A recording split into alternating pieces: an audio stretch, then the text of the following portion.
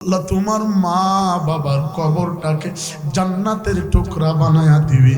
বাবা তুই আমার প্রিয় খতিব সাহেবের পায়ে ধরে একটু সালাম করো। তোর উস্তাদের বয়সে আমি দোয়া করব, হুজুরের কাছ থেকে একটু সালাম নিয়া হুজুরকে বুকে জড়ায়া ধরে বলো, হুজুর আমার বাবা নয়, আপনি আমার জন্য ফজরের আগে তাহাজ্জুদে দোয়া করি। যাও বাবা যাও, খতিব সাহেবের পায়ে ধরে দোয়া নাও, হুজুরের পায়ে ধরে দোয়া নাও। বাবা যাও, হুজুরের দুইটা পা জড়ায়া ধরো, ধরো বাবা, হুজুরের পা দুইটা জড়ায়া ধরো।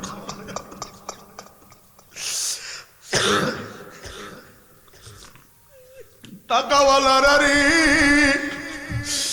আয় বাবা, তোর কে নাই, মা নাই, কত বছর হয়েছে আব্বু? 7 বছর ধরে মা হারা এতিম দাঁড়ায় আছে। বাসায় গিয়া কোনদিন কাসাল করে বলতে পারবে না, মা আমি ডিম ভাজি খাবো না, আলুর ভর্তা খাবো না, গোশত দাও। মাই নাই, কার কাছে বলবে? বাবা যা যা, আমার এই আলেমরে জড়ায়া ধরো, দুই চোখের পানি ছেড়ে কাঁদো। ও টাকাওয়ালারা রে, বাড়িওয়ালারা রে, ও দুনিয়াদার পাগল, টাকা তো কম ইনকাম করলাম না, এখনো কি আল্লাহর ডাকের কথা মনে পড়ে না? আল্লাহ কেন বানাইছে এখনো কি স্মরণ হয় না? আল্লাহ কেন দুনিয়ায় পাঠাইছে এখনো কি মন সাক্ষী দেয় না? কত আর দুনিয়া কামাই করবা বাবা, স্টেজেই বসো, দুনিয়ার কোনো দিকে খেয়াল করবা না। যে কথা বলতেছিলাম আব্বা জানেরা, 1 নাম্বার মুমিনের ভালো আমল দেখবা জিকরুল্লাহ, আল্লাহ তাআলার নামের ডাকাডাকি, আল্লাহ তাআলার নামের জিকির। বান্দা জবানের ভিতরে আল্লাহ তাআলার জিকির রাখবে, দিলের ভিতরে আল্লাহকে পাওয়ার ফিকির রাখবে, হাতে করবে বান্দার হাতের কাজ, পায়ে করবে পায়ের কাজ, জবানের ভিতরে থাকবে আল্লাহ তাআলার জাতি সিফাত। জবান দ্বারা গুনগুন করিয়া বান্দা বান্দি জিকির করবে, মালিকরে স্মরণ করবে, আল্লাহকে আল্লাহ বলে স্বীকার করবে। আল্লাহ তাআলা অপর এক জায়গায় আয়াত নাজিল করে জানা দেয়, ফাযকুরুনি আযকুরুকুম ওয়াশকুরুলি ওয়ালা তাকফুরুন। বান্দা বান্দি যদি তোমরা আমাকে হেঁটে হেঁটে স্মরণ করো, আমি আল্লাহ তোমার জন্য দৌড়ায়া দৌড়ায়া স্মরণ করব। আওয়াজ দিয়া বলা যাবে কি মারহাবা? তোমরা যদি আমারে দলবদ্ধভাবে ডাকো, আমি আল্লাহ তোমার জন্য বড় মজমা সাজায়া তোমারে স্মরণ করব। আমি আল্লাহরে ডাকো, আমি আল্লাহ তোমারে এত নিয়ামত দিলাম, কিন্তু বান্দা বান্দি আজকে মালিকের নামের জিকির করে না। আল্লাহ তাআলা জানায় দেয়, বান্দা তোমার জবানের জায়গায় আমি আল্লাহ জবান দিলাম, এই জবান দ্বারা তুমি তোমার মারে মা বলিয়া ডাক দাও, মায়ের কলিজা তোমার জন্য ঠান্ডা হয়ে যায়। বাবারে বাবা বলে ডাক দাও, বাবার কলিজা ঠান্ডা হয়ে যায়। তোমার মা বাবাকে তোমার হাত দিলাম, হাত দিয়া খেদমত করো, মা বাবার কলিজা ঠান্ডা হয়ে যায়। কেন না আমি আল্লাহ তোমাদের রব। রব শব্দের অর্থ হলো পালন কর্তা, এজন্য তুমি আমার রব হিসাবে আমি তোমার পালন কর্তা। দ্বিতীয়, তোমার মা বাবাও তোমার জন্য সাময়িক রব, তোমারে লালন পালন করে। এই দৃষ্টিকোণ দিক দিয়া তুমি তোমার মাকে মা বলিয়া ডাক দাও, আমি আল্লাহ বাধা দেই না। তুমি তোমার বাবাকে বাবা বলিয়া ডাক দাও, আমি আল্লাহ বাধা দেই না। আমি আল্লাহ বলি ডাকো, তবে সময় পাইলে আমার নামটাও জবানে তুলিও। আওয়াজ দিয়া একটা ডাক দেন না আল্লাহ। কিন্তু বান্দা বান্দি আজকে মালিকরে ডাকে না রে। বান্দা বান্দি দুনিয়ার ধান্দার পিছনে পড়িয়া, টাকার পিছনে পড়িয়া, মালের পিছনে পড়িয়া, ধনের পিছনে পড়িয়া বান্দা বান্দি জিকির করে পীরের পায়ে যায় সেজদা লাগায়, ভণ্ডরে আব্বা কয়া ডাকে, আর হরেক আইটেমের জিকির চলে, আল্লাহ তাআলার নামের ডাকাডাকি চলে না। আছে না নাই? সারি সারি দাগ বাজায়া, সারি সারি দাগ বাজায়া মানুষ যাইতাছে, আজ মনে হয় কেল্লা বাবায় পুরুষ হইতাছে। বাবারে বাবা, বাবা জোরে কোন আছে না নাই? আরো জোরে কর, আছে না নাই? আবার কয় কেল্লার নামে, মালিক সার নামে, কেল্লার নামে, কেল্লার নামে ভাসাইলাম না ও বাবা তোমার চরণে। বাবা বাবা কথা কন না, কে আছে না নাই? বুখারীর স্পষ্ট হাদিস, বুখারী শরীফের স্পষ্ট হাদিস, আফজলুজ জিকির হলো চারটা। কয়টা? জোরে বলেন। সুবহানাল্লাহ, আলহামদুলিল্লাহ, আল্লাহু আকবার, লা ইলাহা ইল্লাল্লাহ।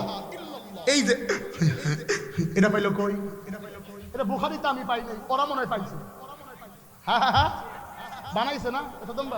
ওরা কি বানাইছে? এটা ওরা পায় না, এটা বানাইছে। ঠিক না বেটি? এই জিকির পাইলো কই?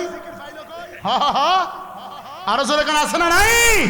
এরা ভণ্ড প্রতারক, ইসলামের চূড়ান্ত দুশ্মন। কথা বলো ঠিক না বেটি? যত সব ভণ্ড পীরে দিচ্ছে ধোঁকা অবিরত, আল্লাহ রাসূল ভুলে মানুষগুলো তাদের পায়ে হচ্ছে নত। কেউ বা মাজার খুলে সামিয়ানা তুলে ব্যবসা করে, গরিব দুঃখী পায় না খাবার, টাকার বস্তা বাবার ঘরে। জোরে কন্যা কে? কথা বাস্তব না অবাস্তব? আল্লাহ তাআলার নামের জিকির কয়টা শুদ্ধ? জোরে কন। ইলাহা। ও কয় কি? ও টাটকা মুনাফিক। কথা কন ঠিক না বেটি? ও আল্লাহর নামের সাথে শিরক করতেছে। শিরক চার প্রকার, এর আবার অনেক বিশ্লেষণ আছে, ওদিকে গেলাম না। মুমিনের প্রথম নাম্বার বৈশিষ্ট্য কি? জিকির। কার? জোরে বলেন কার? আরো জোরে কোন কার? কিন্তু ওই ভণ্ডরা যে জিকির করে, এটার সাথে কি আল্লাহর কোন নাম আছে? আবার তাল দেয়, এরকম করে কে কোন দিহি? আমি বুঝি না, শয়তানে করে লড়ায়। যদি কোনোদিন কথায় কথা মনে পড়ছে বলবো, কোন এক জায়গায় ওয়াজে গেছিলাম, কুই ফেলাই, ফরিদপুর পুকুরিয়া। কি কুরিয়া? জোরে কন। পুকুরিয়া। এটা হলো আপনার মধুখালী পার হয়ে পরে হলো পুকুরিয়া, এরপরে হলো ফরিদপুর ভাঙ্গা। ভাঙ্গার আগে পুকুরিয়া, এর আগে হলো মধুখালী, এর আগে হলো ওই যে লালন শাহ, ওই যে এই যে মাজার, লালনের মাজার। এটা পার হয়ে গেছি, সামনে হলো বিশাল বড় ওরস শরীফ লেখা, 18 ওরস। কয় রশি? 8 রশি। তা আমি এই জায়গায় দাঁড়ায় আছি, এমনিতেই বাসে গেছি তো, 17 সালের কথা, বাসে গেছি, ব্যাগ পিছনে নিয়ে আর দাঁড়ায় আছি। তা আমি এদিকে তাকায় আছি, একজন এসে বিশাল বড় বড় চোল। আমি কইলাম এটা কি? দেহ কে? দেহি ভালাই লাগে, এটা দেখলে কবিরা গুনাহ মাফ হয়। কে কয় আমারে? ওর মাথায় বড় বড় চুল, গেট দেখলে বলে কবিরা গুনাহ মাফ। কি দেখলে? গেট দেখলে কবিরা গুনাহ মাফ। আমি কইলাম ও, ভিতরে কি আছে? সম্ভবত সকাল তখন 6টা, ফজরের পর পরই। আমি পাশে মসজিদ ফজর নামাজ পড়ে বের হয়েছি, তো আগে গেছি, কমিটিরা আসবে নিয়ে যাবে, আমি যাব, দাঁড়ায় আছি। তো পরে আমার কয় এই গেট দেখলে কবিরা গুনাহ মাফ। আমি বললাম তাহলে একটু ভালো করে দেখি। তাকায় আসি আসি আসি, 2-3 মিনিট পরে ওই সুলুলা আমারে কয় ভিতরে যাবা নাকি? ভিতরে? আমি বললাম কে কয়? আমার কাছে হোটেল আছে। কি আছে? হোটেল? আমি বললাম হোটেলে গেলে আবার গুনাহ মাফ হইতো না? চিন্তা করছেন? প্রথমে আমারে ওর প্রতি আকৃষ্ট করছে কি বইলা, এদিকে তাকাইলে কবিরে গুনাহ মাফ, পরে কি কয় হোটেল আছে যাবা? কেন কয় ওখানে মেলা হইতেছে, সেই বড় বড় যা ভাষায় কইছে আমারে, যত ধরন পাইছে। কয় তবে শোনো, এখান থেকে জুতা খোলা লাগবে, যাবা যেদিকে ফিরতে পারবা না ওইদিকে, বিভিন্ন নিয়ম কারণ। তো কিছুক্ষণ পরে আমার এক বন্ধু আসছে, ওইদিকেই বাসা। আমি বললাম দোস্ত ওইদিকে তাকাইলে বলে কবিরা গুনাহ মাফ। ও কয় হ, গুনাহ যেগুলা বাড়ি থেকে নিয়ে আইছো না ডাবল হইতেছে, যা আগে গুনাহ যেগুলো বাড়ি থেকে নিয়েছে এগুলো কি হইতেছে? ডাবল হইতেছে। তো ওই লোক আমার পিস দিচ্ছে, মনে করছে আমি বলদ আবু, ও আমার পিস ছাড়ে না, আমার নিয়েই যাইব, ভিতরে ঢুকাবেই আমাকে যে কোনো মূল্যে। আমিও তো সময় যেহেতু আছে একটু খেলি আর কি, বুঝেন না। আমি বললাম চাচা চা খাই, চা খাইয়া ধীরে আমি বললাম চুল গয়া, কয়েকগুলা शानदार के लिए चूल है, शानदार के लिए चूल কেন বলছে शानदार के लिए बाल है, বাল শব্দের অর্থ চুল। ও কয় শানদারের জন্য কি এটা। কিছুক্ষণ পরে পরে কলকি বার করে টানে আর চা খায়। বহুতক্ষণ গল্প করে ওর ভিতর পর্যন্ত আমি হাত ঢুকাইয়া দিছি। হাত ঢুকাইয়া যদ্দূর বুঝতে পারলাম ওই জায়গার ভিতরে যারা যায় এবং যাদেরকে নিয়ে যায় সকলকেই কুফরি কালামের জাদুমন্ত্র করে শিরকি কাজে লিপ্ত করে। এগুলো চূড়ান্ত ইসলামের দুশমন, ইসলামের কোনো কাজ হতে পারে না। আওয়াজ দিয়ে বলো ঠিক না ঠিক ভাড়া আমার। পরে আমি বয়ান করছিলাম, আজকে প্রায় 17 সাল হইলে, এই বছর 26 সাল, কত বছর হয়েছে। প্রত্যেক বছর এলাকা থেকে ফোন দেয়, ভাবছে আমার মনে নাই, আমি যাবো, আমার যে যা ছিল ধুয়ে দিয়েছি। আমি আর জীবনে যাই নাই। মাদারীপুরে গেছি, ফরিদপুর ভাঙায় গেছি, কিন্তু ওই অঞ্চলে আমি জীবনে উপর দিয়ে গেছি, জীবনে ওয়াজে যাই নাই। কারণ আমি জানি উনি গেলে আমারও আগের মতো বানাইব। কথা বুঝেন? এই সমস্ত ভণ্ড প্রতারক জিকিরের নামে ফাইজলামি করে মুসলমানের ঈমান হরণ করতেছে, এদেরকে আর সুযোগ দেওয়া যাবে? আরো জোরে কোন যাবে? জিকির একমাত্র কার? আরো জোরে বলেন কার? মুমিনের 5টা বৈশিষ্ট্যের প্রথম নাম্বার বৈশিষ্ট্য নাম কি? জিকরুল্লাহ। আওয়াজ দিয়া বলেন কার জিকির? আরো জবান খুলে বলো কার জিকির? সরকারে তো আলম বলে বিশ্বনবী জানা দেয়, মৃত্যুর সময় যদি কোনো ব্যক্তির জবানে জিকির চালু থাকে, কোনো ব্যক্তির কলবে যদি জিকিরটা টাস টাস করে বাজে, আল্লাহ তাআলা তারে জান্নাত দিয়া দেয়। কিন্তু আজকে সমাজের ভিতরে তাকাইলে দেখা যায় এর হরেক আইটেমের জিকির লাগায়, এদের ভক্ত আবার মহিলারা বেশি হয়। সন্তান হয় না দেখে মাজারে গিয়ে মান্নত করে, বাবার পায়ে গিয়ে সিজদা লাগায়। আম্মা জানেরা শুনো রে, তোমাদের জন্য চমৎকার একটা বয়ান আমি সামনে করতেছি, শুনো। স্বামী তোমার পীরের পীর, স্বামীকে যদি খুশি রাখতে পারো, আমার আল্লাহ তোমার জীবনের আশা পূরণ করে দিবে। আওয়াজ দিয়া বলা যাবে কি মারহাবা? মুমিনের 5টা বৈশিষ্ট্যের 1 নাম্বার বৈশিষ্ট্য হলো জিকরুল্লাহ। 2 নাম্বার বৈশিষ্ট্য আল্লাহ তাআলা জানায় দেয়, ওয়া ইযা তুলিয়াত আলাইহিম আয়াতুহু যাদাতহুম ঈমানা। আওয়াজ দিয়া বলেন আল্লাহু আকবার। আল্লাহ তাআলা জানায় দেয় মুমিনের 2 নাম্বার বৈশিষ্ট্য তেলাওয়াতে কোরআন। আল্লাহ তাআলার কালামের তেলাওয়াত জবানের ভিতরে হর হামেশা বাজবে। আল্লাহ তাআলার কালামটা যদি ঘরের ভিতরে ঢুকাইতে পারো, বিশ্বনবী সরকারে দো আলম জানায়া দেয়, যেই ব্যক্তির ঘরের ভিতরে আল্লাহর কোরআন থাকবে রে, কোরআনটার ফজিলত ঘরে থাকার কারণে আল্লাহ তাআলা গোটা ঘরটাকে জান্নাতি বানায়া দেয়। মুমিনের 2 নাম্বার বৈশিষ্ট্য কি? তেলাওয়াতে কোরআন। কি কোরআন? জোরে কোন, আরো জোরে কোন। এই কোরআনের ফজিলত আছে না নাই? আওয়াজ দিয়া কোন আছে না নাই? আল্লাহ পাক রব্বুল আলামিন জানায়া দেয়, ও পৃথিবীর মানুষ শুনো, কোরআনটা যেই দেশে অবতীর্ণ হয়েছে, নাজিল হয়েছে, কোরআনের কারণে আমি আল্লাহ তাআলা সেই দেশের সম্মান বাড়িয়ে দিয়েছি। কোরআনটা যেই ফেরেশতার মাধ্যমে এসেছে, আল্লাহ তাআলা ফেরেশতার দাম বাড়ায়া দিয়েছে। এই কোরআনটা যার উপরে এসেছে, আল্লাহ তাআলা সেই নবীর দাম বাড়ায়া দিয়েছে।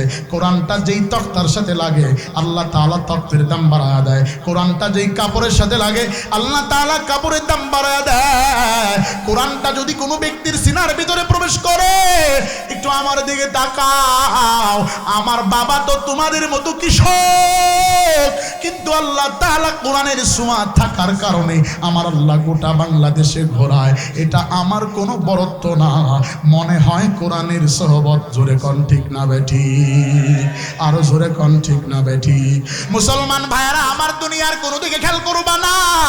এজন্য দেখবা প্রত্যেকটা সময় স্লোগান উঠে, কোরআন বন্ধ করো, কোরআন নিবা দাও। কোরআনের আওয়াজ যেখানে হয় সেখানেই গিয়া অ্যাটাক করো, সেখানেই হামলা করো, তাদেরকে মামলা দাও। খোদার কসম খায়া বলি, কোরআনটা নিবাইতে কেউ পারে নাই, কিয়ামত পর্যন্ত বানচাল কেউ করতে পারবে না। আওয়াজ দিয়া কও কথা ঠিক না বা ঠিক? বিশ্বনবী সরকার দো আলম নবী আমার এই কোরআন দ্বারা মানুষদেরকে এমন ভাবে হ্যান্ডেল করেছে, মানুষদেরকে এমন ভাবে দুনিয়ার দিকে নিয়ে আসছে, দুনিয়ার সব ভুলায়া আল্লাহ ওয়ালা বানায়া দিছে। দুনিয়ার কোনো দিকে খেয়াল করবা না, যে যেখানে বসে আছো আব্বা জানেরা, মালিকের কাছাকাছি হওয়ার লক্ষ্যে একটু শাহাদাত আঙ্গুলটা উপরের দিকে তোলো, মনোযোগ আকর্ষণ করার জন্য একটু শাহাদাত আঙ্গুল উপরের দিকে তোলো, জলদি করে তোলো। এই জবান চেহারাটাকে উপরের দিকে ঘোরাও, চক্ষু দুইটা বন্ধ করে একটা মায়া লাগায়া আমার আল্লাহরে একটা ডাক দাও, আল্লাহ। আরো জোরে ডাক দাও, আল্লাহ। আওয়াজ হয় না, আরো জোরে ডাক দাও, আল্লাহ।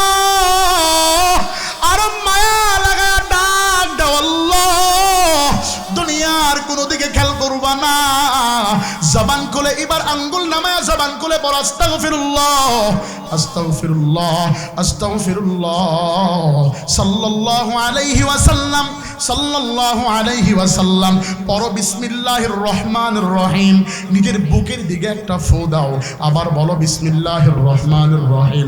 একটু স্টেজের দিকে ফু দিয়া দাও। এবার আর দুনিয়ার কোনো দিকে খেয়াল করবা না। আব্বা জানেরা, তোমরা যারা নিচে বসে গেছো, তোমাদের পায়ের জুতা টানার যোগ্যতা আমার নাই। যারা স্টেজে বসা, আপনাদের পায়ের জুতার থলি সমতুল্য এলেম আমার নাই। এলেমার যোগ্যতার বাহাদুরি দেখাইতে এখানে বসি নাই, নিজেও গুনাহ ক্ষমা করানোর লক্ষ্যে আপনাদেরকে নিয়ে মালিকের দরবারে কান্নাকাটি করার জন্য, আমার আল্লাহকে খুশি করার জন্য এসেছি।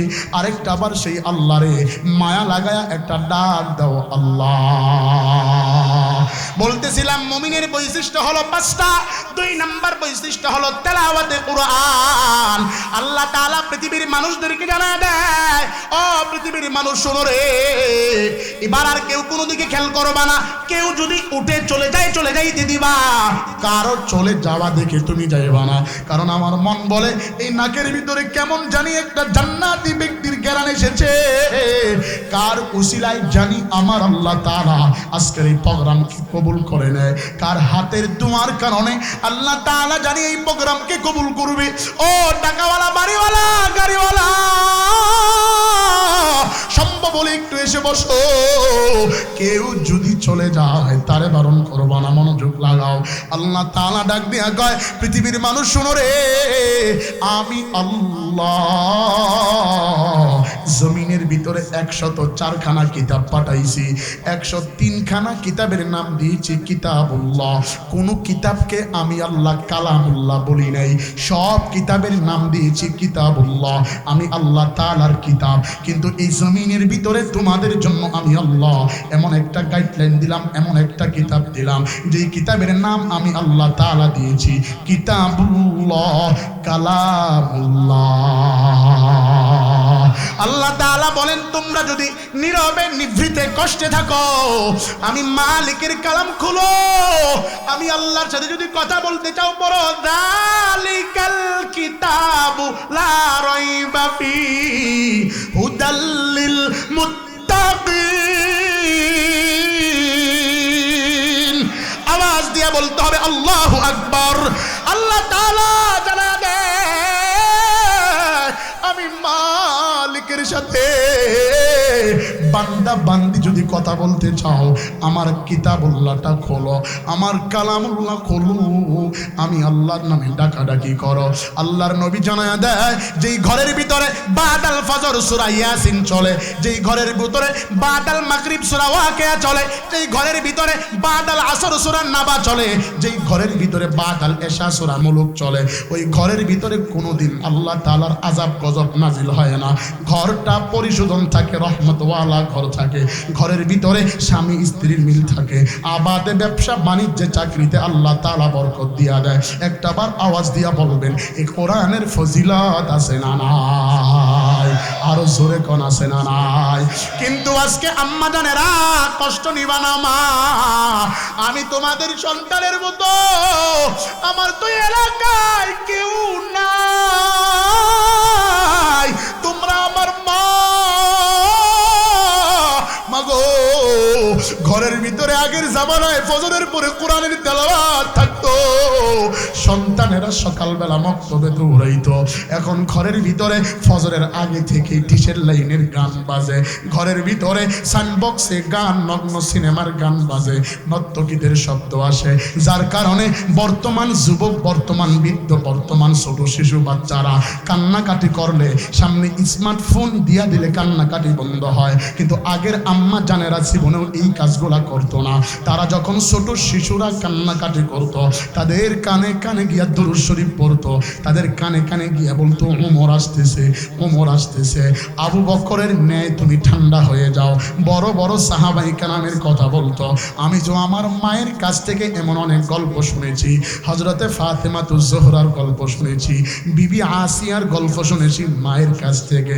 আব্বা জানেরা দুনিয়ার কোনো দিকে খেয়াল করবা না, আজকে ঘরের ভিতরে কোরআনটাকে প্যাকেট করিয়া তখতের উপরে রাখে।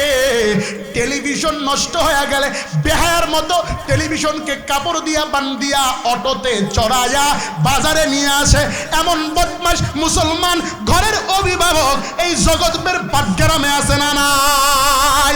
আল্লাহর কসম খায়া বলে বন্ধু শুনো, যে ঘরের ভিতরে ডিশের লাইন চলবে, ওই ঘরের ভিতরের বৌমা কোনোদিন শাশুড়িকে দেখতে পারবে না, কারণ টেলিভিশনে যা শিক্ষা দেয় সবগুলো সংসারে ঝগড়া লাগানোর জন্য নাটক বানায়া মুসলমানদের মেমোরির ভিতরে ঢুকাই দিছে। মহিলা প্যান্ডেলের আম্মা জানেরা, পুরুষ প্যান্ডেলের আব্বা জানেরা রে, পাও দুইটা বাড়া দাও, পায়ে ধরে বোঝায়া দিয়া যায় এই কোরআনটার সম্মান দাও। বিশ্বনবী সরকারে দু আলমের মাধ্যমে জানো কিভাবে মানুষদেরকে ইসলামের পতাকা দলে এনেছে। আল্লাহর নবী সরকার দু আলম নবী আমার ছোট্ট একটা ঝুপড়ি ঘরের ভিতরে বসিয়া আল্লাহ তাআলার কালামের তেলাওয়াত করে, আর আমার আল্লাহ এই কালামের ঝংকার গোটা পৃথিবীতে ছড়ায়া দেয়। আওয়াজ দিয়া বলা যাবে কি মারহাবা।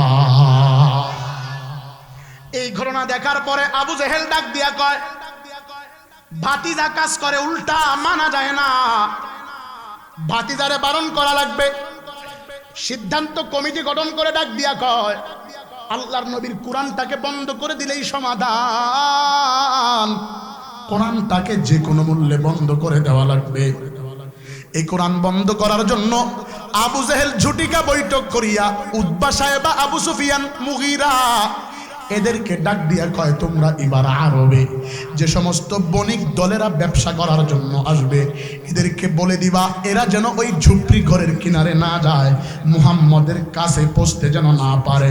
মুহাম্মদ নবী যেখানে বসে কোরআন তেলাওয়াত করে ওই জায়গায় যেন এরা না যায়। এই অর্ডার দিয়া আবু জেহেল এখান থেকে সরে গেছে। অর্ডার পায়া ছোট ছোট নেতাকর্মীরা পুরা আরবের চূড়ায়, বিভিন্ন গেইডে গেইডে, বিভিন্ন রাস্তার মোড়ে মোড়ে, পাহাড়ের চূড়ায় চড়ায় স্বেচ্ছাসেবক সিটিং ফিটিং করে দিছে। কেউ যেন আল্লাহর রাসূলের কাছে গিয়া কোরআন শুনতে না পারে, কেউ যেন আল্লাহর নবীর কাছাকাছি পৌঁছতে না পারে, কেউ যেন আল্লাহর নবীর কাছে গিয়া ইসলাম ধর্ম গ্রহণ করতে না পারে। আবু জেহেল এই কাজ করিয়াই সমাপ্ত হয় নাই, ক্ষান্ত হয় নাই। আবু জেহেল আরবের সবচাইতে টাকাওয়ালা, বাড়িওয়ালা, গাড়িওয়ালা, সবচাইতে ক্ষমতাওয়ালা একজন সুদর্শনীয় যুবক, আরবের আইডল, যুবকদের দলপতির সভাপতি, যুবকদের সভাপতি, যুবকদের আইডলের বাসার সামনে গিয়া আবু জেহেল মায়া কান্নায় জড়ো হয়ে গেল। ঘরের ভিতরে নক দিল, ঘরওয়ালা আসো। সুদর্শনীয় সুন্দর একটা টকবকে যুবক বের হয়ে আসলো। বের হওয়ার পরে তাকায় দেখে আবু জেহেল ঘরের সামনে দাঁড়া আছে। যুবক ডাক নিয়ে কয়, কি ব্যাপার, আপনি কে? বলে, আমি আরবের নেতা, লিডার আবু জেহেল। কয়, হ্যাঁ চিনেছি, আপনি শয়তানদের লিডার আবু জেহেল। কেন আসছেন বলেন? কয়, তুমি আরবের যুবকদের সবচাইতে বড় আইডল, তোমার কথায় যুবকেরা ওঠা বসা করে। বাবা, দুষ্ট লোকের মিষ্টি কথা। আবু জেহেল মায়া কান্নায় পড়ে কয়, আব্বু আমি তোমার বাবার বন্ধু, আমি তোমারে বড় ভালোবাসি, তুমি এই এলাকার ভিতরে আমার জন্য একটা কাজ করবা কিনা বলো।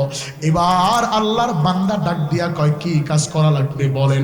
কয় কাজ হলো তুমি আমার কথা শুনবা কিনা আগে বলো। কয় আমি তো এক বাবার বেটা, আমার বড় ভাইয়ের নাম হলো মুসাব ইবনে আমের আর আমার নাম হলো মুসাব ইবনে উমায়ের। আমাকে আপনি বলবেন আর আমি এটা করব না, হতে পারে না। আপনি আমার বাবার বন্ধু পরিচয় দিয়েছেন, লোক কোনো কিছু বলছে কিনা, কোনো গোত্র কোনো বংশ আপনাকে অ্যাটাক করছে কিনা, আপনার বাসায় চুরি হয়েছে কিনা, আপনার ডাকাতি করছে কিনা বলেন, আমি আপনার বিষয়টাকে সলভ করে দিব। আবু জেহেল ডাক দিয়া কয় বাবা না না, আমার কোনো কিছুই হয় না, তবে তুমি যেই ধর্ম পালন করো, তোমার বাবা যেই ধর্ম পালন করে, ওই ধর্মের বিপক্ষে একজন লিডার সাজতে চায়, যার কোনো বংশের পরিচয় নাই, যার বংশের ভিতরে কেউ নাই, এমন করে পরিচয় দিয়া দিয়া ডাক দিয়া কয়, যারে আমরা লেসকাডা বলি, যারে থামানোর জন্য জানো আমি আমার আপন ভাতিজা হয়, ভাতিজার কথা বলতে গেলেও বাবা মনে কষ্ট লাগে, আমার আপন ভাতিজা হয়। আবু জেহেল মুসাব ইবনে উমায়ের কাছে গিয়া ডাক দিয়া কয়, উমায়ের জানো আমার আপন ভাতিজা হয়, সে যেখানেই পায় সেখানে কি একটা জাদু মন্ত্র কিতাব খুলে খুলে পড়ে, আর মানুষগুলোকে আকৃষ্ট করিয়া জাদু মন্ত্র করিয়া তাদেরকে আমাদের ধর্ম থেকে ডিলিট করে তার ধর্মের দিকে নিয়ে যাচ্ছে। আমরা তার ব্যাপারে এসেছি তারে থামানোর জন্য। এটা তো সামাজিক কাজ, ধর্মীয় কাজ, রাষ্ট্রীয় কাজ। এইভাবে বুঝায় ডাক দিয়া মায়া কান্নায় পড়ে বলে, এ মুসাব জানো আমি মুহাম্মদকে কম ভাবে পরীক্ষা করি নাই, সে আসলেও বড় ভয়ঙ্কর জাদুকর। আমি একবার তার সামনে অনেকগুলো মানুষ একত্রিত, তার কথা শুনতেছে, আমি হুট করে রাস্তা দিয়ে যাচ্ছি, দেখি অনেকগুলো মানুষ, আমি তার সামনে গেলাম, সামনে কিছু রাস্তা থেকে কঙ্কর পাথর কোরায়া হাতের ভিতরে নিয়ে গেলাম। সবার বক্তব্য শোনার পরে মুহাম্মদের বক্তব্য শেষ হলো। আমি ডাক নিয়ে বললাম, মুহাম্মদ তুমি নাকি বড় আল্লাহওয়ালা, তুমি নাকি কোরআন দ্বারা মানুষদেরকে অ্যানালাইজ করো, মানুষদেরকে ইসলামের দিকে দীক্ষিত করো, তোমার ধর্ম ভালো, আমারে যদি বোঝাইতে পারো আমি তোমার ধর্মের দীক্ষায় দীক্ষিত হব, ধর্মের শিক্ষায় শিক্ষিত হব। তবে শর্ত হলো বাবা, আমার হাতের ভিতরে কি আছে এটা তোমার একটু বলে দেওয়া লাগবে। যদি বলতে পারো সবার সামনে ওয়াদা দিলাম আমি তোমার হাতে হাত দিয়া ইসলাম ধর্ম গ্রহণ করব। আওয়াজ দিয়া বলা যাবে কি মারহাবা? আল্লাহর নবী একটা মুস্কি হাসি দিয়া ডাক দিয়া কয়, চাচা কথা কি সত্য? আপনি কি আসলে আল্লাহর শপথ করে বলতে পারবেন আপনার হাতে যেটা আছে আমি বলে দিলে ইসলাম ধর্ম গ্রহণ করবা? বলে, ভাতিজা কথা সত্য, আমরা তোমাদের বংশের লোক, কুরাইশ বংশের মানুষ, এক জবানের মানুষ, তুমি বলো পারবা কিনা সেটা বলো। আবু জেহেলকে এবার টার্গেট করে আল্লাহর নবী ইশারা করে নরম সুরে বলে, চাচা আপনার হাতে কি আছে আমি মুহাম্মদ বলার দরকার নাই, আপনার হাতের ভিতরে যা আছে তা যদি বলে দেয় হাতে কি আছে আপনি ধর্ম গ্রহণ করবেন কিনা বলেন। বলে, এটা তো নূরুন আলা নূর। এ উমায়ের জানো আমার এমন ভাবে লজ্জিত দিয়েছে, আমার হাতের ভিতরে যে পাথরগুলো ছিল পাথরগুলার জবান খোলায়া ফালাইছে মুহাম্মদে। পাথরগুলা ডাক দিয়া কয়, মুহাম্মদ আপনি সত্য, আপনার আল্লাহ সত্য, আমরা হইলাম পাথর। আওয়াজ দিয়া বলা যাবে কি মারহাবা? আবু জেহেল ডাক দিয়া কয়, আমি লজ্জা পায়া ওখান থেকে আমি বিতাড়িত হয়ে চলে এসেছি, কিন্তু আমি আমার টার্গেট মিস করি নাই। মুহাম্মদ আসরের নামাজে দাঁড়িয়েছে, উটের নারী বুড়ি নিয়া মুহাম্মদের মাথার উপরে চাপায়া দিয়েছি, কিন্তু মুহাম্মদ সেখান থেকেও মুক্তি পেয়েছে। একদিনের ঘটনা বাবা জানো, সব মানুষের সামনে বড় বড় লেকচার মারে, আমি আবু জেহেলের মনে বড় আঘাত, আমার আব্বা আম্মার ধর্মে লাথি লাগে। বাবা জানো আমার ভাতিজা কত বড় দুষ্ট, তারে বুঝাইতেছে। কথা মনোযোগ আছে আপনাদের? কারে বুঝায়? আরবের সবচাইতে ধনাঢ্য ছাত্রদের অভিভাবক, যুবকদের আইডল মুসাব ইবনে উমায়েরকে আবু জেহেল বুঝায়। মনোযোগ লাগান, কোরআন নিবায়া দেওয়ার বিপক্ষে উস্কায়া দেয়। একটাবার আওয়াজ দিয়া বলেন না, কোরআন যদি আল্লাহ তাআলার কালাম হয়, হেফাজতের মালিক কে? আবু জেহেল ডাক দিয়া কয়, বাবা সবার সামনে আমি দাঁড়ায় আছি, বড় বড় কথা বলতেছে, কোরআন নাকি এটা পারে সেটা পারে। আমি মুহাম্মদকে এবার সরাসরি বললাম, মুহাম্মদ তোমার সাথে আমার সরাসরি বাজি লাগবে, তোমার সাথে আমার একটা বড় কন্টাক্ট হবে, চ্যালেঞ্জ। বলে কি চ্যালেঞ্জ? কয় তুমি যেই কিতাব পড়ো এটা আমি এক রাত্রে বানাইতে পারি। কয় রাত্রে? জোরে কন। তুমি অর্ডার দাও, চ্যালেঞ্জ গ্রহণ করো, যদি ওরকম একটা বানানো কিতাব আমি না বানাইতে পারি, আমি আর তোমার সামনে আসবো না। বিশ্বনবী একটু কাঁপড়ায়া গেলেন, চোখের ভিতরে আল্লাহর নবীর কপালে ভাঁজ পড়ে গেল। আল্লাহ তাআলা জিবরাইলকে পাঠায়া দিয়েছে, জিবরাইল আপনি মুহাম্মদের কানে কানে গিয়া বলেন উনি যেন সূরা ফিল তেলাওয়াত করে। এবার মুহাম্মদ নবী সূরা ফিল তেলাওয়াত করে ডাক দিয়া কয়, চাচা আলাম তারা কাইফা ফাআলা রাব্বুকা বিআসহাবিল ফিল, আপনি কি জানেন না আমার আল্লাহ আব্রাহার সাথে কি ব্যবহার করেছিল, হাতি বাহিনীর সাথে কি ব্যবহার করেছিল? আপনার কি এটা মনে নাই? আল্লাহর নবী মুহাম্মদকে স্মরণ করায়া দিছে, ও নবী আমার আপনি চ্যালেঞ্জ করতে বলেন, আপনি তাদেরকে বলেন গোটা কোরআন যেন লাগবে না, গোটা কোরআনের নকল বানাইতে হবে না, আপনি যেই সূরাটা এখন তেলাওয়াত করেছেন তারা যদি বাপের বেটা হয় এরা যেন এই সূরাটার নকল বানায়া দেয়। একটাবার আওয়াজ দিয়া বলা যাবে কি মারহাবা? এই উমাইর জানো আমি চ্যালেঞ্জ গ্রহণ করেছি, তোমার বংশের ব্যক্তি সে সময়ের সবচাইতে বড় কলামিস্ট, সবচাইতে বড় লেখক, সবচাইতে বড় গবেষক হযরতে উমাইরকে, মুসাব ইবনে উমাইরকে ডাক দিয়া বলে, আবু জেহেল বলে তোমার চাচা বংশের লোক ইমরুল কয়েস, যে সবচাইতে বড় সাহিত্যিক, সবচাইতে বড় কলামিস্ট, তারে ডাক দিয়া বললাম মুহাম্মদ নবী আমারে চ্যালেঞ্জ দিয়েছে সূরা ফিলের মতো একটা সূরা নকল করে বানাইতে। কবি তুমি পারবা কিনা বলো? কবি আমারে ডাক দিয়া কই, এটা কোনো ব্যাপার হইল নাকি? আমি 3 দিন পরে বানায়া দিব, কিন্তু মুহাম্মদ নবী আমাদেরকে 3 মাস সময় দিয়েছে। বাবা জানো 3 মাস চলে গিয়েছে, 6 মাস, কেউ কেউ বলেছে 8 মাস, কেউ কেউ বলেছে 3 বছর, কেউ কেউ আরো অনেক লম্বা সময় বলেছে। এই সময় যাওয়ার পরে হযরতে মুসাব ইবনে উমাইরের সামনে এবার আবু জেহেল ডাক দিয়া কয়, তোমার চাচা বংশের লোক ইমরুল কায়েস সাহিত্যিক, সে একটা সূরা লিখছে। আরবের মানুষেরা দ্বিপ্রহরের সময় খাওয়া দাওয়া করে দুপুরবেলা বিশ্রাম নেয়, আমরা সেই সূরা বানানো সূরা বাইতুল্লাহর সামনে নটকায়া, আর আল্লাহর নবীর সূরাটা যেটা সূরা ফিল এটা এক পাশে আর আমাদের সূরা এক পাশে বাইতুল্লাহর সামনে লটকায়া দিলাম। মানুষগুলা ঘুম ভেঙেছে, আসরের সময় বাহিরে যাচ্ছে, কাজে যাচ্ছে, সবাই তাকায়া তাকায়া দেখে ইমরুল কায়েস লিখেছে আল ফিলু মাল ফিল ওয়া মা আদরাকা মা ফিল, হাতি রে হাতি, এমন হাতি, হাতি দেখতে বড়, হাতির দাঁত বড়, হাতি বড় বড় লাদা দেয়, হাতি এমন করে তেমন করে। সবাই আমার পায়ের জুতাগুলা স্বর্ণের ফিতা ছিল, প্রত্যেক বেলায় 70 জন বন্ধুকে নিয়ে খানা খাইত, খানার টেবিলে যেগুলো প্লেট ব্যবহার করত প্লেটগুলা ছিল স্বর্ণের, খাবার শেষে বন্ধুদেরকে হাদিয়া দিয়া দিত।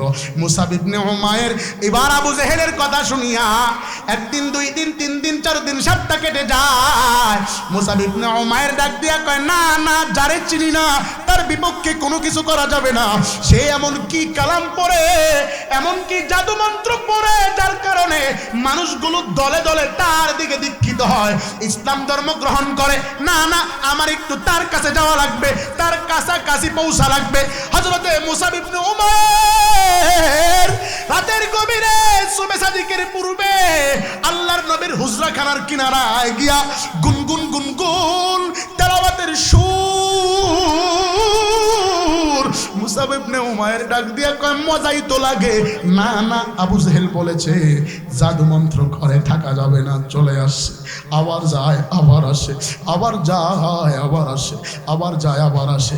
একদিন শুনতে শুনতে ফজরের আজানের সময় হয়ে গেছে। মুসাব ইবনে উমাইর কয় মানুষ দেখে ফেলবে, দৌড় দিছে, দৌড় দিতে যায় তাকায়া দেখে পিছন থেকে আবু জেহেলের মতো একটা মানুষও দৌড়ায়। মুসাব ইবনে উমাইর ডাক দিছে, কে আবু জেহেল নাকি? দাঁড়ান। এই কথা বলতে একটা আসার খায়া পড়ে গেছে, আবার ওইটা দৌড় দিছে। মুসাব ইবনে উমাইর কয় না না, নেতা তো শুনতে আসতে পারে না। নেতা বলেছে মুহাম্মদ নবী নাকি শয়তান দ্বারা মানুষদেরকে কোরআনের দিকে দীক্ষিত করে, মনে হয় এই আবু জেহেলের সুরতে শয়তান আসছে, এটা আবু জেহেল না। এই কথা বলে মুসাব ইবনে উমাইর ঘরে চলে গেছে। কিন্তু রাত্রিবেলা মাথার ভিতরে টেনশন, নেতার মতো দেখলাম, শয়তান কি আবার নেতা সেই যা আসে? তার মানে কি আবু জেহেল আমারে বারণ করিয়াছে, নিজে যায় কোরআন শুনে, এমন হয় কিনা? এবার মুসাব ইবনে উমাইর কয় আর রাত্রে যাব না, আজকে থেকে দিনে গিয়া জাস্টিফাই করব, দিনে গিয়া দেখব মুহাম্মদ নবীর জবানে কি তেলাওয়াত, এটা কি আসলে আল্লাহ তাআলার কালাম নাকি বানানো কোনো তন্ত্রমন্ত্র। এবার মুসাব ইবনে উমাইর বাদাল ফজর সুবে সাদিকের পরে আল্লাহর নবীর জবানের তেলাওয়াত শোনার জন্য হুজরাখানার সামনে প্রতীক যেদিক দিয়ে হাঁটে, রাস্তার কিনারায় একটা খেজুর গাছের সাথে টাস খায়া দাঁড়ায় আল্লাহর নবীর কালামের তেলাওয়াত নবীর জবান থেকে তেলাওয়াত করে মনের অজান্তেই মুসাব ইবনে উমাইর চোখ বেয়ে পানিগুলো টপ টপ করে পড়তেছে। আওয়াজ দিয়ে বলা যাবে কি মারহাবা। মুসাব ইবনে উমাইর সেজলেজ হয়ে গেছে। কোরআনের তেলাওয়াতের এত জাদু। মুসাব ইবনে উমাইর তাকায়া দেখে বিশ্বনবী কালামের তেলাওয়াত করে। মুসাব ইবনে উমাইর কোন দিকে খেয়াল না করিয়া আল্লাহর নবীর দুধে আলতা মাখা চেহারার দিকে তাকায়া মধুর কালামের তেলাওয়াত শ্রবণ করে আল্লাহর নবী তাকায়া দেখলো দূরে একটা যুবকরে দেখা যায়, সুদর্শনীয় যুবক, সে কালামের তেলাওয়াত শুনতেছে। আল্লাহর নবী তেলাওয়াত বন্ধ করে ডাকলো তালহিনা ইয়া আইয়ুহাস শাবাব, যুবক এদিকে আসো, কাছে বসো। চাদরের ভিতরে আল্লাহর নবী বসায়া প্রথমেই প্রশ্ন করেছে, বাবা তোমার গায়ের যে পারফিউম, যে ঘ্রাণ, এটা আমি এর আগেও পাইছি। বাবা বলো তুমি কি এর আগেও এই হুজরার আশপাশে আসছিলা কিনা বলো। মুসাব ইবনে উমাইর সেন্সলেস হয়ে গেল। কি কয়? আবু জেহেল বলে পাগল ব্যক্তি কি আবার শরীরের ঘ্রাণ বুঝিয়া মানুষ চিনতে পারে? মুসাব ইবনে উমাইর একটু নত হয়ে গেল, ডাক দিয়া বলে, বাবা তোমার নাম কি, বাড়ি কোথায়? আল্লাহর নবীকে নরম সুরে ডাক দিয়া কয়, আপনি কি আব্দুল্লাহর বেটা মুহাম্মদ, আবু জেহেলের ভাতিজা মুহাম্মদ, খাজা আব্দুল মুত্তালিবের নাতি মুহাম্মদ, হযরতে আমেনার ছেলে মুহাম্মদ, আপনি কি হাশিমের নাতি মুহাম্মদ? বলে হা। কয় আমারে তো আমি নিজে কোনোদিনও আসি নাই, আমারে আপনার দরবারে আসতে পাঠাইছে। বলে কে? কয় আমি এমন একজন সম্ভ্রান্ত ফ্যামিলির সন্তান, আমার বাবার নাম হলো উমাইর, আমার নাম হলো অমুক, আমার বাড়ি হলো অমুক জায়গায়, আমার বাবার টাকার অভাব নাই, বাড়ি গাড়ির অভাব নাই, আমি সম্ভ্রান্ত ফ্যামিলির সন্তান। রাসূল বলে দেখলেই বোঝা যায়, মনে হয় তুমি আরবদের যুবকের আইডল। বলে হা। কয় তাহলে কেন আসছো? কয় আমি আপনারে কতল করতে আসছি, আপনার চাচা আমারে আপনার বিপক্ষে লেলিয়ে দিয়েছে, আপনি নাকি কি এক জাদু মন্ত্র পড়িয়া সমাজের ভিতরে বিশৃঙ্খলা ঘটাচ্ছেন। এ মুহাম্মদ ভাবিও না তোমার কথা শুনিয়া চোখ দিয়া পানি বের হয়েছে বিদায় তুমি ভালো কিছু করে ফেলেছো। না না, তুমি বলো এটা কি শুরু করছো সমাজের ভিতরে, আমারেও তুমি আকৃষ্ট করিয়া ফেলাইছো, বলো এটা কি এমন জাদু মন্ত্র? আল্লাহর নবীকে ডাক দিয়া কয়, তুমি প্রথম দিক দিয়ে পড়ে আমার মনে জায়গা কেড়ে নিয়েছো, তুমি যদি আসলেও এটা আল্লাহর কালাম প্রমাণ করতে চাও একটু শেষের দিকে পড়ো। আল্লাহর নবী মুসাব ইবনে উমাইরের সামনে তেলাওয়াত করে, আল্লাহর নবী সুন্দর করে আওয়াজ দিয়া তেলাওয়াত করে, কুল আউযু বিরাব্বিন নাস, মালিকিন নাস। আমরা আশ্রয় প্রার্থনা করি মানুষের রবের কাছ থেকে, আমরা ক্ষমা প্রার্থনা করি মানুষের আল্লাহর কাছ থেকে। যখন এই কথাটা মুসাব ইবনে উমাইর বুঝলো, বলে হায় হায়, যদি এটা দুনিয়ার কোনো মানুষের লেখা কিতাব হইতো তাহলে তো অবশ্যই সেই মানুষের কাছে আশ্রয় চাইতো, সেই মানুষের কাছে মাথা নত করতো।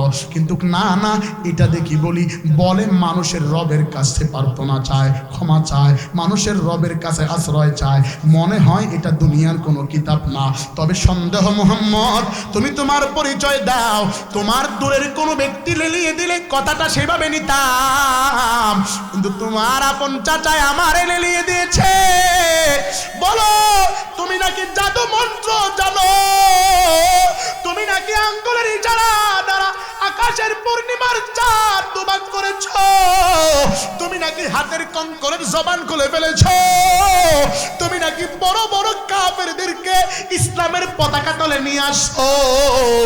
বলো বলো, তুমি এটা কিভাবে করো? আল্লাহর নবী ডাক দিয়ে বলে, মুসাব ইবনে উমাইর শুনো, আমি কোনো জাদু মন্ত্র করি না, এই দুনিয়ার ভিতরে আমার কেউ নাই, আমি বড় এতিম, জন্মের 6 মাস পূর্বে আব্বারে হারাইছি, মারে নিয়ে বাবার কবর দেখতে যাইয়া আর বাসায় ফিরতে পারি নাই, 6 বছর বয়সে মারে হারাইছি। শেষ সম্বল ছিল দাদু খাজা আব্দুল মুত্তালিব, 8 বছর বয়সে দাদুকেও হারিয়েছি। আমার মতো জম্মের এতিম কেউ নাই, আমার মা নাই, বাবা নাই, আমি কার জন্য কোরআনকে তেলাওয়াত করে শোনাবো? আমি আমার মালিকের পক্ষ থেকে প্রেরিত, আমার আল্লাহ আমারে আল আমিন বলেছে, আমার মালিকের পক্ষ থেকে আমি দিনের দাওয়াত দিতেছি। বাবা, একটু আমার পিঠের দিকে তাকায়া দেখো, আল্লাহর নবী জামা তুলে বলে, বাবা দেখো, এই দিনের দাওয়াত দিতে যাইয়া আমার গায়ের ভিতরে কিভাবে আঘাত করেছে। তায়েফের ময়দানে আমার শরীর থেকে রক্ত ঝরিয়েছে, আমার পায়ের দিকে দেখো, খোদার তাড়নায় দিনের দাওয়াত দিতে যাইয়া আমার পেটের ভিতরে পাথর বেঁধেছি। এরপরে আমি কোরআন ছাড়ি নাই, এই কোরআনটা আল্লাহ তাআলার কালাম। বাবা, আমি কসম কেটে বলতেছি, যদি কেউ এই কোরআনের পতাকা তলে আসে, কোরআনটাকে জীবন বিধান হিসাবে মেনে নেয়, রান্নাঘর থেকে নিয়ে পার্লামেন্ট পর্যন্ত কোরআন চালায়, আল্লাহ তাআলা তারে জান্নাত দিয়া দিবে। মুসাব ইবনে উমাইর আল্লাহর নবীর জবানের সুন্দর কালাম শুনিয়া মুসাব ইবনে উমাইর দিলের ভিতরে দিলের মোর আল্লাহ তাআলা ঘোরায়া দিছে। মুসাব ইবনে উমাইর ডাক দিয়া কয়, নবী আমার দেরি করবেন না, আমার বিশ্বাস হয়েছে। ও পয়গম্বর, আমারে আপনি মধুর কালেমা পড়ায়া মুসলমান বানায়া দেন। আওয়াজ দিয়া বলা যাবে কি মারহাবা। আল্লাহর নবী ব্রেক মেরে ডাক দিয়া কয়, মুসাব শুনো, মুসলমান হলেই যে তুমি কামিয়াব না, না, মুসলমান হওয়ার পরে তোমার এই সাজ শৌকত চলবে না, তোমার পোশাক ব্যবহার হবে না, তোমার মা তোমারে বেশরিক করে দিবে, বাবা তেজ্যপুত্র করে দিবে, আর এই দামি পারফিউম ব্যবহার করতে পারবা না, হতে পারে আরবের যুবকদের আইডলও থাকবা না। চিন্তা ফিকির করে আমারে জানায়। আল্লাহর নবীর প্রিয় সাহাবী মুসাব ইবনে উমাইর ডাক দিয়া কয়, নবী আমার, আমি তো অশিক্ষিত মূর্খ না, আমি আসল সন্ধান পেয়েছি, আমারে আপনি কালেমা পড়ায়া দেন। আওয়াজ দিয়া বলা যাবে কি মারহাবা। মুসাব ইবনে উমাইর কালেমা পড়ে মুসলমান হয়েছে। ডাক দিয়া কয়, নবী আপনার এই হুজরাখানায় কে এসে বারণ করে? কোন আবু জেহেল আসে, আমি তার প্রতিবাদ করব, তবে একটু সময় দেন। আমি আমার মায়ের কাছ থেকে, বাবার কাছ থেকে, আমি তো পালাইন্না ছেলে না, আব্বার কাছ থেকে চিরতরে বিদায় নিয়ে আসি, মারে বলে দিয়ে আসি, আপনি আমারে সময়টা দেন। আল্লাহর নবী বলে, যাও। মুসাব ইবনে উমাইর বাসায় গিয়া মারে একটা করুণ সরে ডাক দিছে, মা, তোমার দুধের ঋণ আমি পরিশোধ করতে পারবো না, নবী যার হাতে আমি আজকে সারাটা দিন ছিলাম, সে আমারে একদিনে যে নসিহত করেছে, তোমার দুধের ঋণ যদি আমার গায়ের চামড়া দিয়া জুতাও বানায়া দেই, তোমার দুধের ঋণ শোধ হবে না। মা আমার, শীতকালে তুমি আমার জন্য কত কষ্ট করেছো, রাত্রিবেলা আমি কান্নাকাটি করিয়া তোমার বুকে কত আঘাত দিয়েছি। মা, আমারে বিদায় দিয়া দাও, আর দেখা হবে না। মা দুঃখিনী ডাক দিয়া বলে, বাবা দাঁড়াও, বিদায় তো নিবা বাবা, তোমার বাবার কাছ থেকেও নিয়ে যাও। তুমি যেই ধর্মে গেছো, ধর্ম যদি ভালো হয় দেখা হবে একদিন বাবা। মা তার পক্ষে ছিল, বাবা বিরোধিতা করলো। বাবা এসে মারে অর্ডার করলো, বিবি মুসাব ইবনে উমাইরকে হাত পায়ে বেঁধে ঘরের মাঝখানে খুঁটির সাথে বেঁধে ফেলো, তারে হালকা খাবার দিবা, এখানেই সে ইস্তেঞ্জা করবে, সে জরুরত সারার জন্য বাহিরেও যাবে না, এখানেই দাঁড় করায় রাখবা। কিতাবের লেখক লেখে 1 মাস 2 মাস 6 মাস 1 বছর 2 বছর চলে গেছে। মুসাব ইবনে উমাইর যুবক মানুষ, সুঠাম দেহের অধিকারী ছিল, একেবারে শুকায়া চুপসে গেছে, গাছের সাথে বাঁধন বেঁধেছে, খাবার হাতে দিয়া দেয় না, মায়ে খাওয়া দেয়। একদিনের ঘটনা, জিব্বা নারায়া নারায়া মুসাব ইবনে উমাইর করুণ সুরে ডাক দিয়া বলে, মাগো ও মা,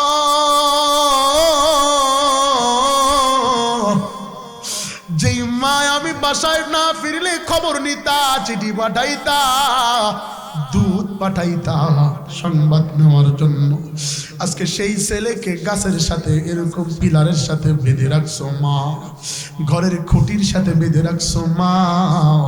যদি সম্ভব হয় হাত পাও 2টা খুলে দাও, নাড়াচাড়া করতে চাই। আমি আর তোমার কাছে কোনোদিন কোনো কিছু চাবো না মা। মা হইয়া ছেলে মরিয়া গেলে না ডাকিলে মা, ওই মায়ের মনে রইয়া থাকে চিরতরে ঘা। হইয়া ছেলে মরিয়া গেলে না ডাকিলে বাপ, ওই বাপের মনে রইয়া থাকে চিরতরে তাপ।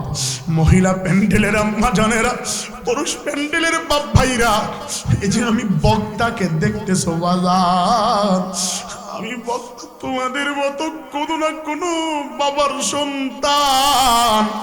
ও মা, তোমরা তো আমার মায়ের মতো মা।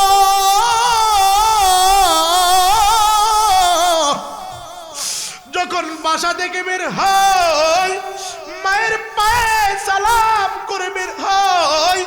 গত কয়েকদিন আগের ঘটনা, মায়ের পাশে একজন হিন্দু মহিলা বসা, আমি মায়ের পায়ে সালাম করতে গেছি, মা আগায়া আসছে, আইসা আমার মা আমারে ডাক দিয়া কয়, বাবা বহুদিন পরে বাসায় আসছো, কোথায় যাও? বললাম মা মাহফিলে বের হয়েছি। এখানে কেন? কয় তোমার পায়ে সালাম করে যাব। মা কয় বাবা আমার লজ্জা হয়, তোর মাথায় রাসূলের সুন্নাহ বাবরি চুল, তোর মুখে রাসূলের সুন্নাহ দাড়ি, তোর এই হাত দ্বারা দেখলাম তোর হাতে একজন মুসলমান হয়েছে, নবমুসলিম হয়েছে। বাবা এই হাতের ভিতরে বড় ওলামায়ে কেরাম হাত দিয়া মুসাফা করে, এই বুকের সাথে বড় বড় মানুষেরা মুসাফা মুআনাকা করে, কোলাকুলি করে। বাবা ওই হাত আমার পায়ে দিলে আমার বড় ভয় হয়। বাবা ওই হাত আমার পায়ে দিস না, আমার পায়ে এমন কি আছে, আমার পায়ে এমন কি আছে? আমি মারে ডেকে বললাম, মাগো তোমার পায়ের নিচে তো আমার বেহেশত, তোমার পায়ে হাত দিয়া গেলে মা আল্লাহ আমারে কোথাও আটকায় না। মা তুমি আমার জন্য দোয়া করিও। পায়ে হাত দিলাম, মা আমার কপালে চুমু খায়া পিঠে হাত বুলায়া বলে পাগলা যা যা, আমার আল্লাহ তোরে কোথাও ঠেকাবে না, যা। আমি এই কথা শুনে এসেছি, ড্রাইভার গাড়ি নিয়ে আসবে, ব্যাগ নিয়ে বের হব। ব্যাগ নিয়ে বের হইতেই শুনলাম হিন্দু মহিলাটা মারে ডাক দিয়া কয়, ভাবি সাহেবা ছেলে কি করলো? ওদিকে গিয়া দেখি কথা বললেন, কারণ কি? বলে পাগলায় বাড়িতে আসলে কোনোদিন পায়ে না ধরে বিদায় দেয় না। কি করেছে? বলে আমার পায়ে ধরে সালাম করেছে। বলে আপনার পায়ে ধরছে আপনার এই বড় মর্দা পোলা? বলে হা। কয় শুধু পায়ে না, ও আমারে কাঁধে নিয়ে ঘুরতেও চায়। মহিলা আপন মনে হাউমাউ করে কান্না করে ডাক দিয়ে বলে, ভাবি আমার ছেলেরাও ঢাকায় থাকে, বড় বড় ইঞ্জিনিয়ার, বড় প্রফেসর। আজকে ওখানে বিয়া করিয়া বিবিরে নিয়ে ঘুমায়। আমি পারে কত আমাদের পূজা পানি যায়, আমরা গরিব, এজন্য বাসায় আসে না। বিগত পূজায়, দুর্গা পূজায় আমারে ফোন দিয়া বলছে, মা তোর কিছু লাগবে নি? আমি বলছি বাবা কিছু লাগবে না, তোমারে দেখতে মনে চায় আসো। ফোনটা কেড়ে নিয়া তার বৌমা আমারে উত্তর দিছে, বেটি এত কেন ডাকাডাকি করিস? ফকিন্নির মতো থাকিস, তোর ছেলের লেভেল বুঝিস না। ভাবি ফোন কাটার পরে আমি তো মা, আমার গায়ে তো আর হিন্দু আর মুসলিম লেখা নাই, আমি তো মানুষ। আমার দিলে এমন কষ্ট লেগেছে, আমি কাউরে বলি নাই, আমার স্বামীরাও বলি নাই। আজকে আপনার এই ছেলের কাণ্ড দেখিয়া আমার মনে আঘাত লেগেছে। আপনাদের ধর্ম জানি কত সুন্দর, আপনাদের ধর্মের শিক্ষা কত সুন্দর। ও লালমনিরহাট সীমান্তবর্তী এলাকা পাটগ্রাম জগৎবীরের মুসলমানেরা, দুনিয়ার কোনো দিকে খেয়াল করবা না। বাবারে আজকে বুড়া বলিয়া গালি দাও, শাশুড়িরে নিয়ে আনন্দ করো, শ্বশুরকে নিয়ে আনন্দ করো, মারে বুড়ি বলিয়া গালি দাও। খোদার কসম ঢাকায় যাওয়ার সময় শাশুড়ির কাছে বিদায় নিবা, শাশুড়ি বলবে কবে আবার আসবা, আর মার কাছে বিদায় নিবা, মা বলবে যা, আল্লাহর মাল আল্লাহ হেফাজত করবে। আল্লাহর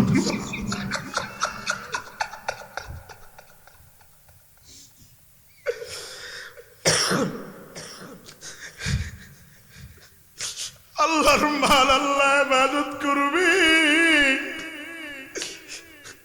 ও বাবা, আজকে ওই মারে খবর নিবার চাও না। আমার রাসূল বলেছে, মায়ের খেদমত 3 বারের কথা বলেছে। মা মা মা, 3 কথার সাথী পাইয়া মারে ভুলিও না। মায়ের পায়ের নিচে বাজান আমার বেহেশত, মারে যত আপন করবা। রাসূল বলে মক্কা মদিনা যাওয়া লাগবে না, মায়ের চেহারায় যদি একবার মায়ার নজরে মা বাবার চেহারার দিকে যদি কোনো সন্তান একবার তাকায়, একটা কবুল হজ 7 বার উমরা করার সওয়াব আল্লাহ তাআলা তার আমলনামায় দিয়া দেয়। মায়ের দোয়া লৌহে মুমিন, মায়ের দোয়া লও, বিপদে পড়বে না তুমি যখন যেথায় রও। মায়ের দোয়া লৌহে মুমিন, মায়ের দোয়া লও, বিপদে পড়বে না তুমি যখন যেথায় যাও। মায়ের দোয়া লৌহে মুমিন, মায়ের দোয়া লও। একটি গ্লাস পানির ফলে বাইজিতকে মা কুলে তুলে, হাত তুলে মা বলে বাইজিতকে ওলি বানাও, হাত তুলে মা বলে বাইজিতকে ওলি বানাও। মায়ের দোয়া লৌহে মুমিন, মায়ের দোয়া লও, যার কারণে বাইজিদের নাম ছড়িয়েছে বিশ্ব ভুবন। ছোট্ট শিশু বাইজিদেরই মতো সবাই হও, ছোট্ট শিশু বাইজিদেরই মতো সবাই হও। মায়ের দোয়া লও হে মুমিন, মায়ের দোয়া লও, বিপদে মুসলমানি বান্দারেরা কথায় কথা বলে পড়ে যায়। ঢাকায় পড়ছি, মা এতটাই গরিব ছিল, বাড়িতে আসলেই খালি বলতো বাবা আমরা বড় গরিব, আল্লাহর কাছে চাইবা, আল্লাহ তোরে এমন দিন দিবে দুধে ভাতে খাবি, দুধে ভাতে খাবি। আমি বলছি মা কবে খাবো? কয় বাবা এলেম অর্জন করো, দুধে ভাতে খাইবা, দুধে ভাতে খাইবা। কুরবানির সময় মাদ্রাসা ছুটি দেয় না, 4-5 বছর পরে ছুটিতে বাড়িতে আসছি কুরবানির ঈদে। মারে বলছি মা সবাই কুরবানির জন্য গরু কিনে, আমরা কিনবো না। মা কয় বাবা সামনে অবশ্যই কুরবানি দিব, টেনশন করিও না। বেলা আব্বাই আমারে নিয়ে মসজিদে গেছে, ফজরের সময় নামাজ শেষ করে বাড়িতে গোসল করায়া, ঈদের দিন আব্বা একটা খাকরি জুব্বা পরায়া 50 টাকা, মা দিছে 20 টাকা দিয়া ঈদগাহে ইমামের সামনে বসায়া আব্বাই আমারে ডাক দিয়া কয় নুরুল্লাহ, ইমাম যা বলবে যা করবে তুই এগুলা খাতায় লিখবি আর মুখস্থ করবি, আমি তোরে ঈদের নামাজের পরে জিজ্ঞাসা করব। বাবা আমারে বসায় রেখে আসছে, মোটামুটি কিছু লোকও সে সময় জমা হয়েছে নামাজে। আমি ছোট মানুষ, ইমাম বরাবর বসে আছি, নামাজ কমপ্লিট হয়েছে। আব্বাই টাকা দিছে মেলাতে যাব, মেলাতে গিয়া দেখি আব্বাই ফুটপাতে দোকান নিয়ে বসছে। আমারে দেখিয়া আব্বা দোকান থেকে চলে গেছে, আরেকজনকে বসায়া দিছে। আমি আর কিছু কিনি নাই, বাড়িতে গিয়া বললাম মাগো ঈদের দিন আব্বাই কেন বেলায় দোকান করে? মা আমারে বলে বাবা ভুল কথা, তুমি দেখো নাই, ভুল দেখছো। তার মানে মা আর বাবার প্ল্যান ছিল আমারে জানাবে না। আমি কোনো কথা না বলিয়া চুপ করে আসি। সন্ধ্যাকালে বাবাই বাড়িতে আসছে,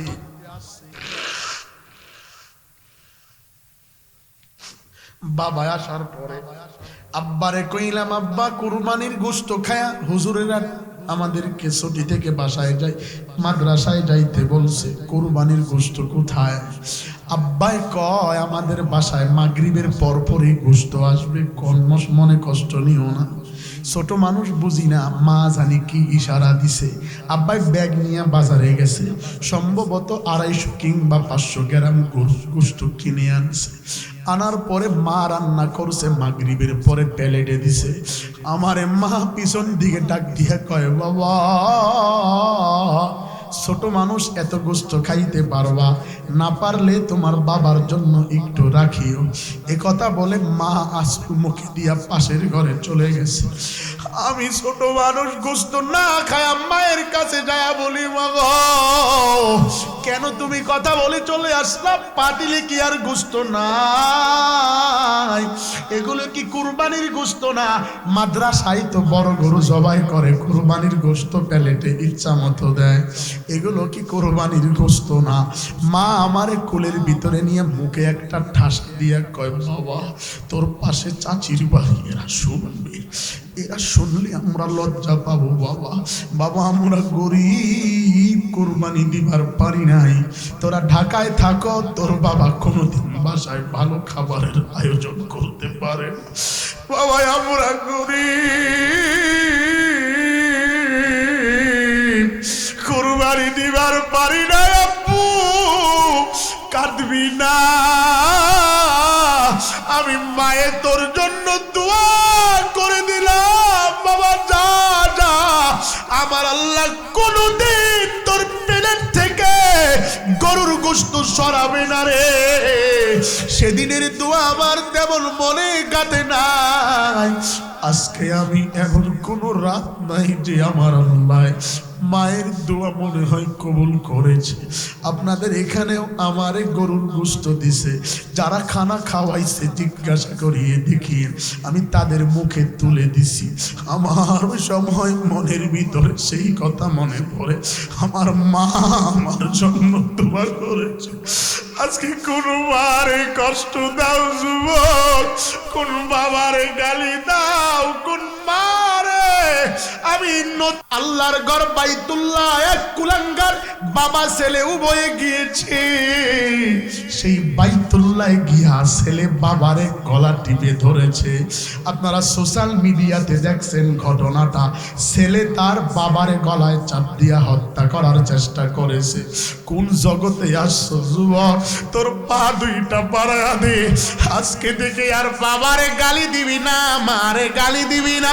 এখানে আমি দেখতে যাই, আমি প্রাণ খুলে দোয়া করব। কোন যুবক ভাই আসো, তোমার বাবা এখানে আছে, একটু তুমি দাঁড়াও।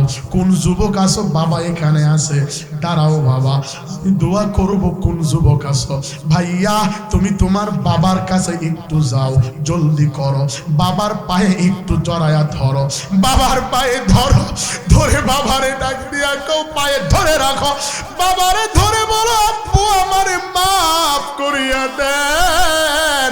বাজান আপনার ছেলেরে নিয়ে দাঁড়ান, আপনার ছেলেরে নিয়ে দাঁড়ান। আর কোন যুবক আছো, দাঁড়া বেটা, বাবার পায়ে গিয়া ধরবা, বাবারে গিয়া ধর, বলবা বাবা, বাবারে একটু বুকের ভিতরে নাও, লজ্জা পায়ও না, বাবারে বুকের ভিতরে চাপ দিয়া ধরো, ছাড়িস না, 2-4 মিনিট ধরে রাখো। ও জগৎপের পাটগ্রামের টাকাওয়ালা বাড়িওয়ালারা টাকায় দেখো, ছেলে বাবার পায়ে ধরিয়া বুকের ভিতরে নিয়ে চোখের পানি ছেড়ে কাঁদে। এখানে তো আমার বাবা নাই। কোন যুবক আসো, বাবা আছে, আমি দোয়া দিব। কে আসো, কোন যুবক আসো, একটু দাঁড়াও। যুবক কে আসো, একটু দাঁড়াও, লজ্জা পাবা না, যা বেটা বাবার পায়ে গিয়া ধরো, বাবারে গিয়া ধরো। কে আসো, লজ্জা পাবা না। কোন যুবক আসো, জানি না বাবা এখানে আছে, যদি মিথ্যা কথা হয় বসে থাকো, আল্লাহ কিন্তু দেখতেছে।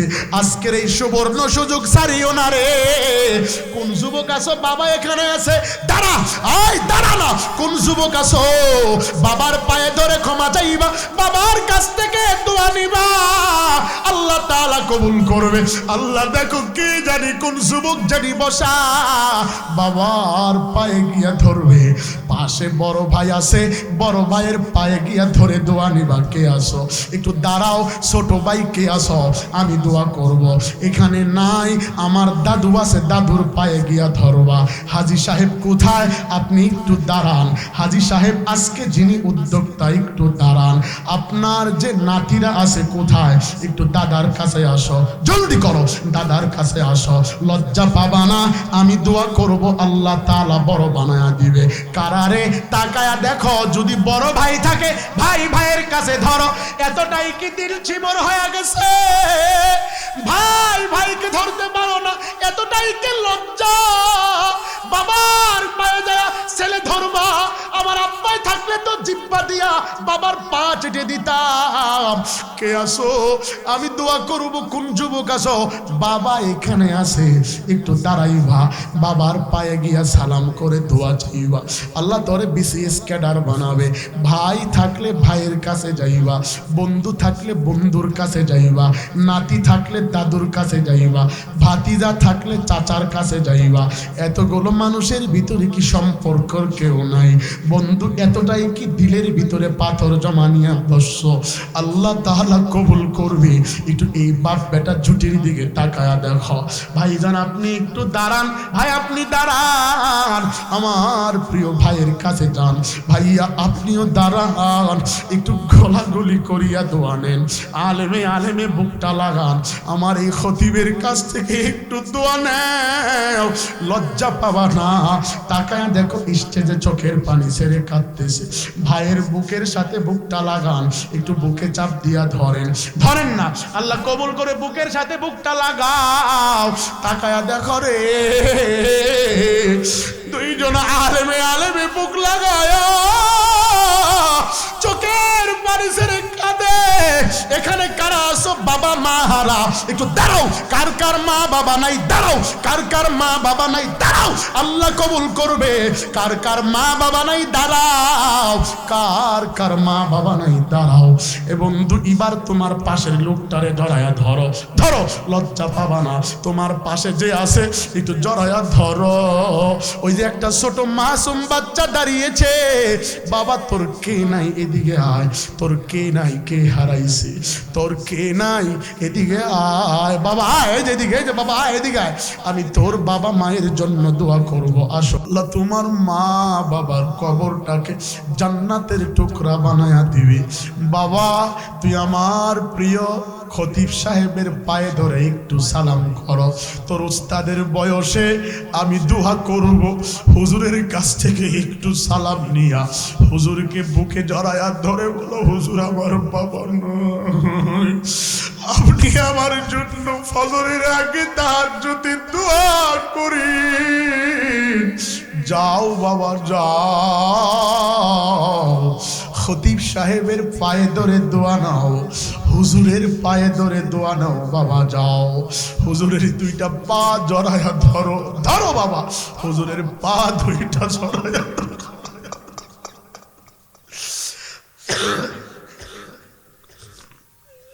টাকাওয়ালারা রে আয় বাবা, তোর কে নাই, মা নাই। কত বছর হয়েছে আব্বু? 7 বছর ধরে মা হারা এতিম দাঁড়ায় আছে। বাসায় গিয়া কোনো দিন কাসাল করে বলতে পারবে না, মা আমি ডিম ভাজি খাবো না, আলুর ভর্তা খাবো না, গোশত দাও। মাই নাই, কার কাছে বলবে? বাবা যা যা, আমার এই আলেমরে জড়ায়া ধরো, দুই চোখের পানি ছেড়ে কাঁদো। ও টাকাওয়ালারা রে, বাড়িওয়ালারা রে, ও দুনিয়াদার পাগল, টাকা তো কম ইনকাম করলাম না, এখনো কি আল্লাহর ডাকের কথা মনে পড়ে না? আল্লাহ কেন বানাইছে এখনো কি স্মরণ হয় না? আল্লাহ কেন দুনিয়ায় পাঠাইছে এখনো কি মন সাক্ষী দেয় না?